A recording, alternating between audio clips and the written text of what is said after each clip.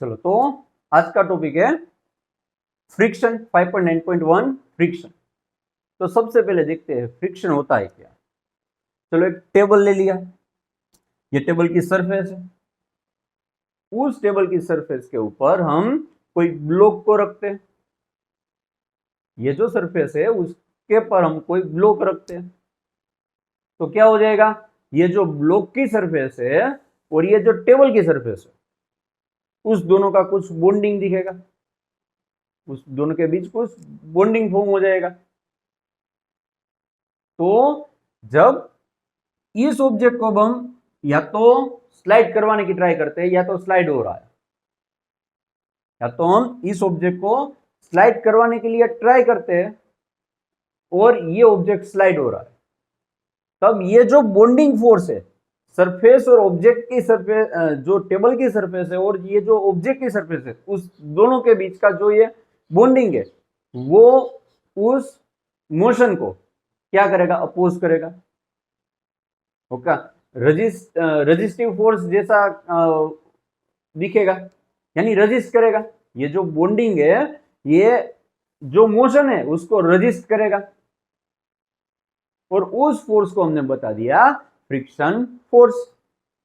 एक और बार देखते हैं, जब ऑब्जेक्ट कोई ऑब्जेक्ट लिया और उसको हमने टेबल की सरफेस पे रख दिया, उसको हमने ये जो एक टेबल है उसकी सरफेस पे रख दिया, ओके, तब वहां कोई बॉन्डिंग दिखेगा टेबल की सरफेस और वो जो ऑब्जेक्ट है उसकी सरफेस के बीच में।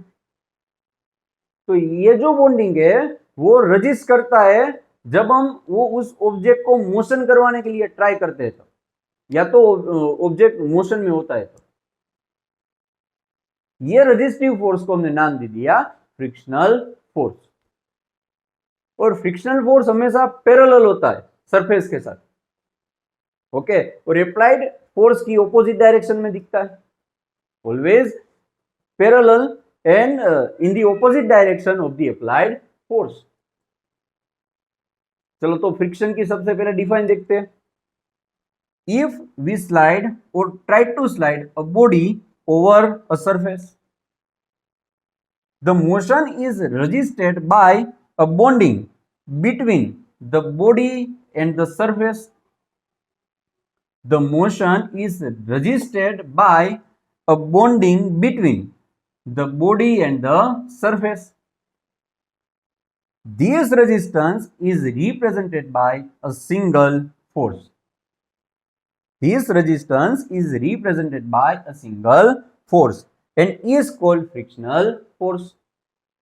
एक और बार देख लेते हैं क्या किया सबसे पहले। तो कि भाई टेबल लिया, टेबल की सरफेस है, टेबल की सरफेस के ऊपर कोई ब्लॉक रख दिया, ओके, तो वहां बॉन्डिंग दिखेगा। जो ब्लॉक की सरफेस है और टेबल की सरफेस है उसके बीच में जब रखा तब कुछ बॉन्डिंग दिखेगा, या तो स्लाइड कर रहा है तब भी कुछ बॉन्डिंग दिखेगा, ओके। तो ये जो ब्लॉक है या तो स्लाइड कर रहा है सरफेस के ऊपर या तो स्लाइड करवाने के लिए ट्राई करते हैं, तो जो उसकी मोशन है, ओके, उस मोशन को ये जो बॉन्डिंग है सरफेस और ब्लॉक, जो टेबल की सरफेस है और जो ब्लॉक की सरफेस है उस दोनों के बीच का जो बॉन्डिंग है वो उसको रजिस्ट करेगा,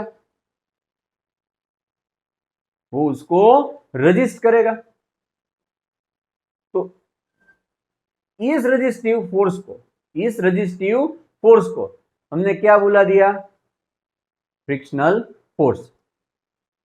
तो if we slide or try to slide a body over a surface, the motion is resisted by a bonding between the body and the surface.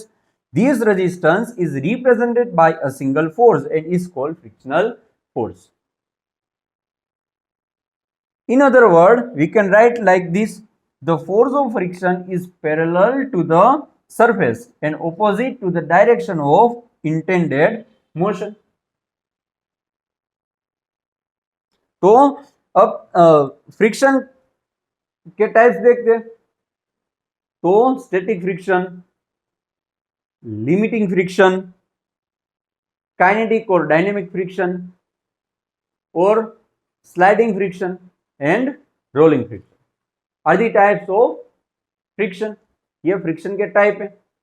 और ये जो मोर एक्यूरेटली बात करें तो ये स्लाइडिंग फ्रिक्शन और ये जो रोलिंग फ्रिक्शन है वो किसके सब पार्ट है? काइनेटिक फ्रिक्शन के सब पार्ट हो गए। तो उसमें से हम सबसे पहले स्टैटिक फ्रिक्शन के लिए बात करते हैं।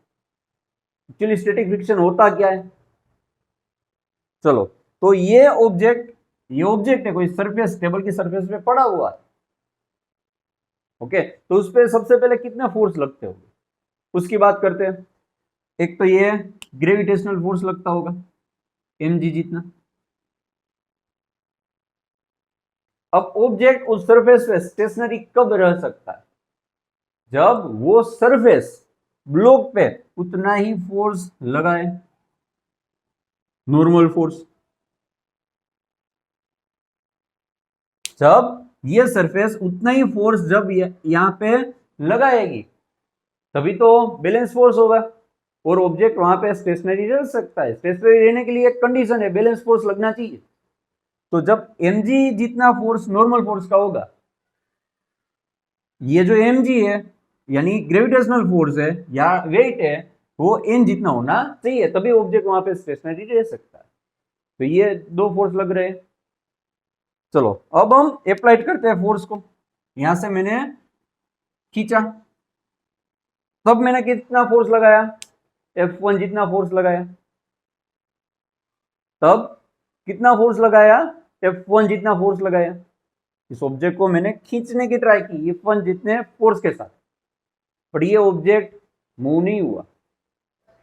मूव नहीं हुआ मींस अप्लाइड फोर्स को बैलेंस करने वाला कोई फोर्स ऑपोजिट डायरेक्शन में मौजूद होना चाहिए, तभी वो ब्लॉक मोशन में नहीं आएगा।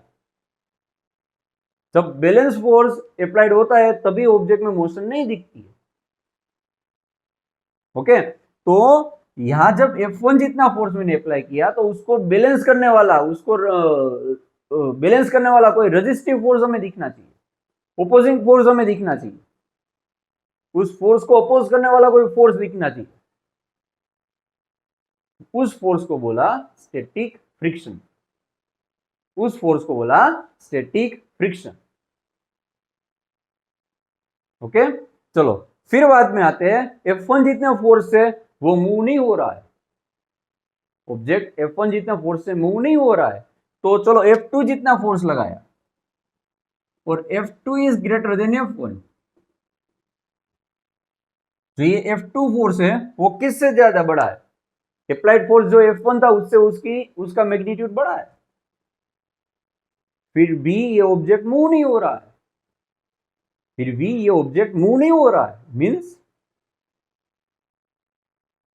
स्टैटिक फ्रिक्शन ने भी उसकी जो मैग्नीट्यूड थी वो बढ़ा ली